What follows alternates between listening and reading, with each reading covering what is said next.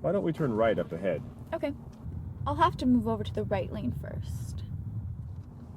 I'm glad you checked your mirrors. But don't forget to look over your shoulder. There's a blind spot on each side of the car that doesn't show up in the mirrors. To change lanes safely, put your turn indicator on first. Then, check your mirror in the direction you want to go. Next, look over your shoulder in the same direction. If it's clear, then ease over into the next lane. Follow this pattern every time you change lanes, including center turn lanes, bike lanes, leaving the curb, and merging into another lane when your lane ends. Whenever you make a lane change, traffic already in that lane has the right of way.